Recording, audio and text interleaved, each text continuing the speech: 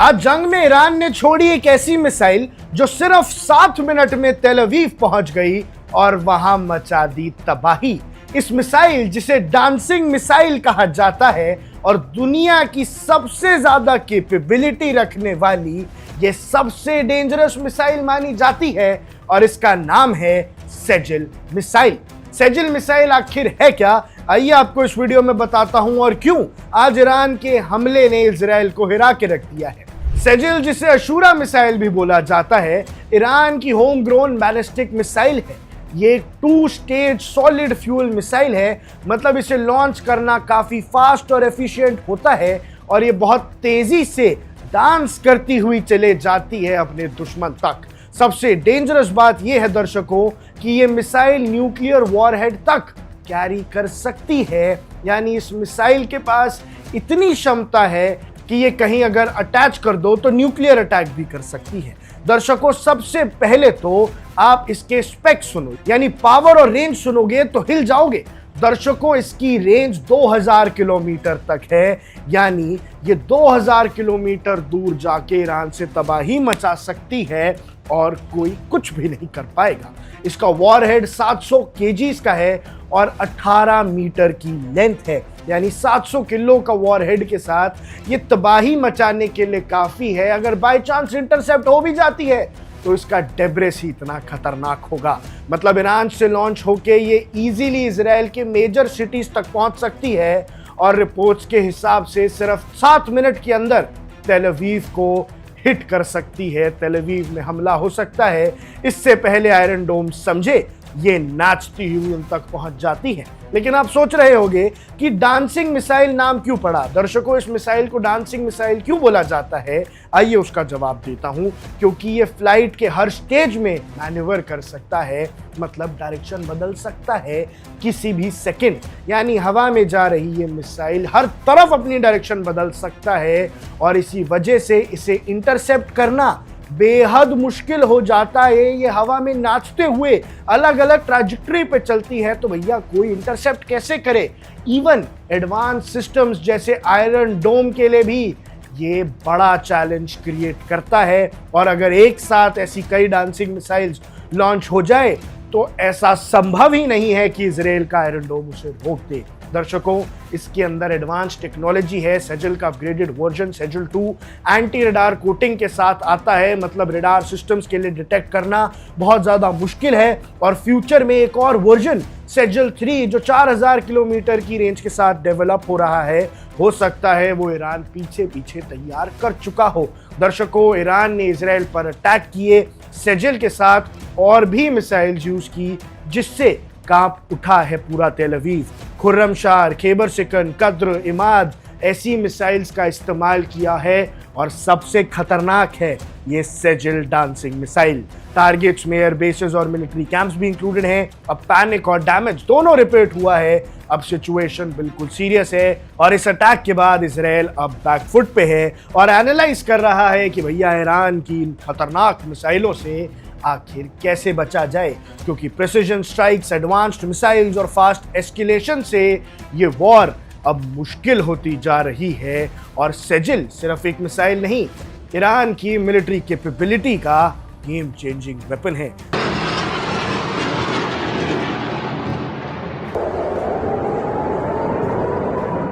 Hezbollah ने Israel के खिलाफ अब तक का अपना सबसे भीषण हमला करते हुए एक नया रिकॉर्ड बना दिया। पिछले 24 घंटों में हिजबुल्लाह ने इजराइल के सैन्य ठिकानों पर 85 से अधिक मिसाइलें, रॉकेट्स और ड्रोन्स दागे। इस हमले की सबसे बड़ी बात यह रही कि हिजबुल्लाह ने पहली बार तेल अवीव में स्थित इजरायली युद्ध मंत्रालय को अपनी सटीक मिसाइलों से निशाना बनाया है। मात्र 90 मिनट के भीतर 100 से ज्यादा रॉकेट दागकर हिजबुल्लाह ने इजराइल के सुरक्षा घेरे को चुनौती दी। ये कार्रवाई लेबनान पर हो रहे इजरायली हमलों के जवाब में की गई, जिससे पूरे क्षेत्र में तनाव चरम पर पहुंच गया। लेबनान की सीमा पर बसे कई गांव और कस्बों में हिजबुल्लाह के लड़ाकों और इजरायली सैनिकों के बीच आमने सामने की जोरदार जंग चल रही थी।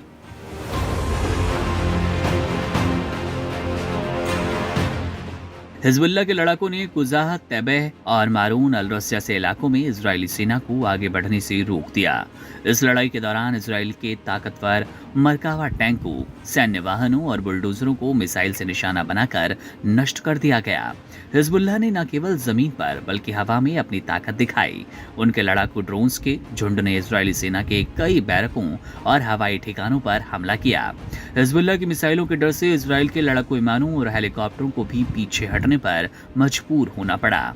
इसके साथ ही हिजबुल्लाह ने इजराइल के उत्तरी शहरों जैसे सफद, नहरिया, हाइफा पर रॉकेट्स की बारिश की। इजरायली सेना के बड़े मुख्यालयों, रसद केंद्रों और खुफिया ठिकानों को भी भारी नुकसान पहुंचाया गया। हिजबुल्लाह ने दावा किया कि उनकी मिसाइलें अब इजराइल के काफी अंदर यानी कि करीब 200 किलोमीटर की गहराई तक पहुंच रही है।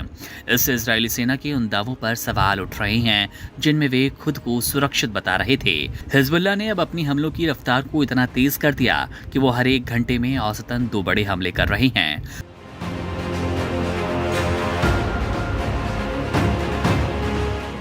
तेल अवीव में युद्ध मंत्रालय के अलावा वहां के खुफिया विभागों के ठिकानों पर भी मिसाइलें गिरी। हालांकि अभी तक इजराइल की तरफ से यह स्पष्ट नहीं हो पाया कि इन हमलों में कितनी तबाही हुई या कितने सैनिक मार दिए गए। हिजबुल्लाह का साफ कहना है कि जब तक इजराइल लेबनान के आम नागरिकों और वहां की इमारतों को निशाना बनाना बंद नहीं करेगा, तब तक उनके ये हमले और भी तेज होते रहेंगे। इन हमलों ने दिखा दिया कि हिजबुल्लाह के पास अब ऐसी मिसाइलें हैं जो बिल्कुल सटीक निशाना लगाती हैं। इन नई मिसाइलों और ड्रोन्स की वजह से इजराइल के उन इलाकों में भी सायरन बज रहे हैं जिन्हें अब तक सुरक्षित माना जाता था।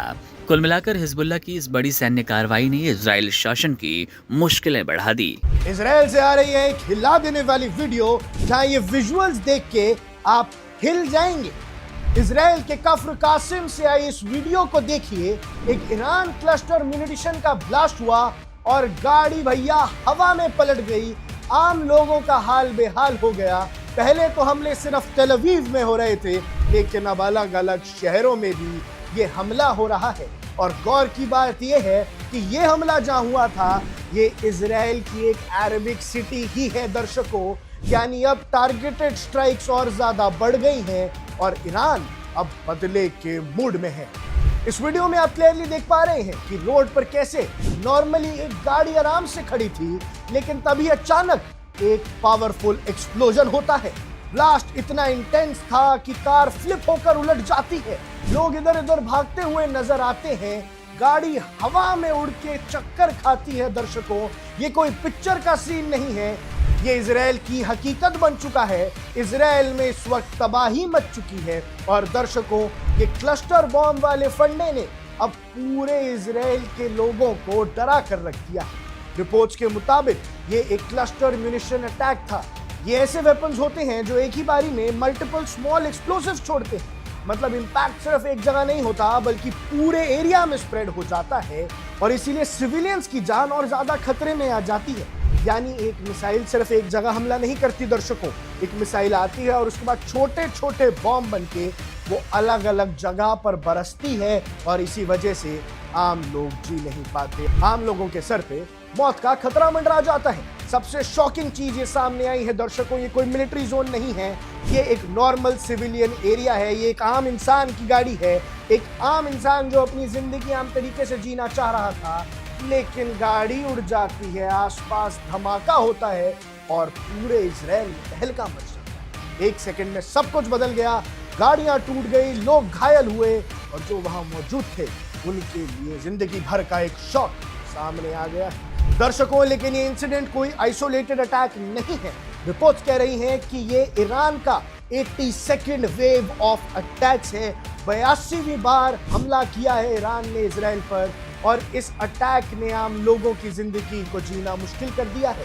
मतलब ये कॉन्फ्लिक्ट अब रुकने वाला नहीं लग रहा है। हर वेव के साथ इंटेंसिटी बढ़ रही है और इंपैक्ट सिविलियंस पर पहुंच रहा है। इस हिला देने वाली वीडियो ने इजराइल को चिंतित कर दिया है। इस तरह के अटैक सिर्फ इजराइल तक ही लिमिटेड नहीं है, बल्कि इसका इंपैक्ट अब ग्लोबल पॉलिटिक्स पर पड़ता है, क्योंकि ट्रंप पे दबाव पड़ेगा। आखिर कितने इजरायलियों की जान जाएगी जब तक ये जंग रुक नहीं जाती? और क्या नेतन्याहू को आखिर झुकना पड़ेगा अपनी लोगों की सेफ्टी की वजह से? Middle east already high tension zone बन चुका है और अगर ऐसी ही एस्केलेशन चलता रहा तो सिचुएशन और भी ज्यादा घातक हो जाएगा। लेकिन इस हिला देने वाली वीडियो को एक बार फिर से देखिए और समझिए कि इस वक्त इजराइल में हाल क्या चल रहा है।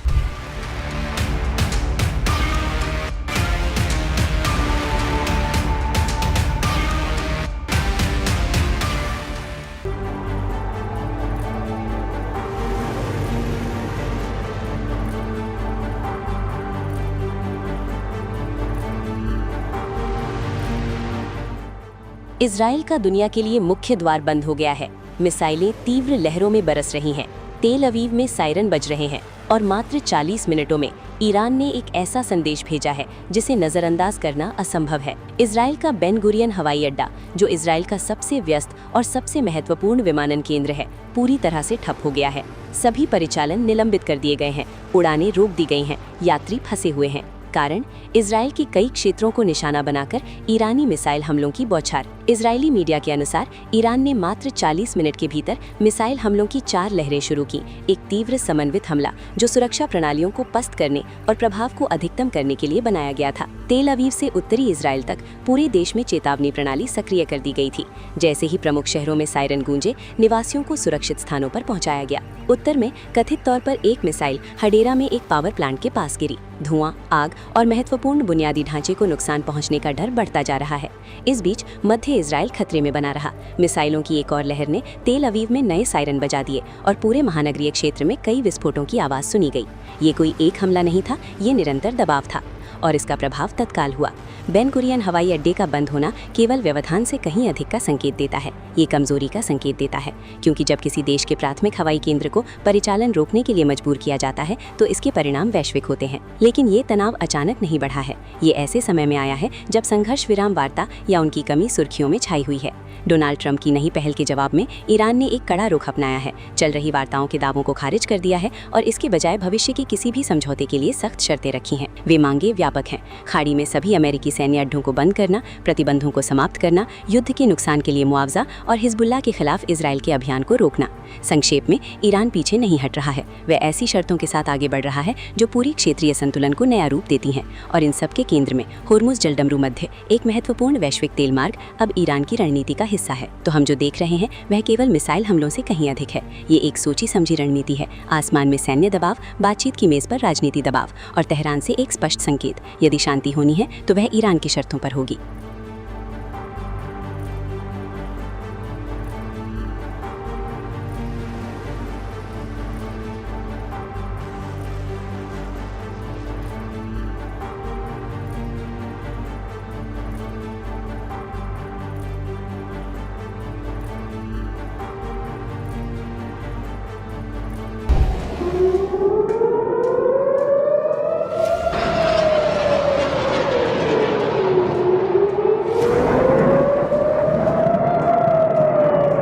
तेल अवीव पर बड़ा हमला, जंग के बीच खतरनाक मोड़।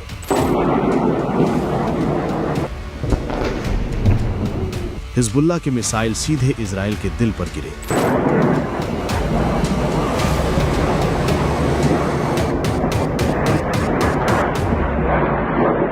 मिडिल ईस्ट में जारी संघर्ष अब एक नए और बेहद खतरनाक दौर में प्रवेश करता दिख रहा है, जहां लेबनान आधारित संगठन हिजबुल्लाह ने इजराइल की राजधानी जैसे अहम शहर तेल अवीव को सीधे निशाना बनाया है।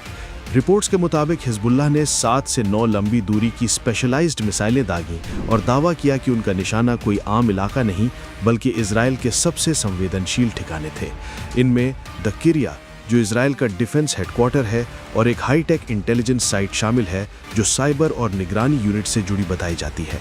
अगर ये दावे सही साबित होते हैं तो ये इस संघर्ष का अब तक का सबसे गहरा और रणनीतिक हमला माना जाएगा। हमले के तुरंत बाद पूरे तेल अवीव महानगर में सायरन गूंज उठे। लोग घरों से निकलकर बंकरों और सुरक्षित ठिकानों की ओर भागे और आसमान में एक साथ कई नज़ारे दिखे। आती हुई मिसाइलें, उन्हें रोकते इंटरसेप्टर रॉकेट और हवा में होते धमाके।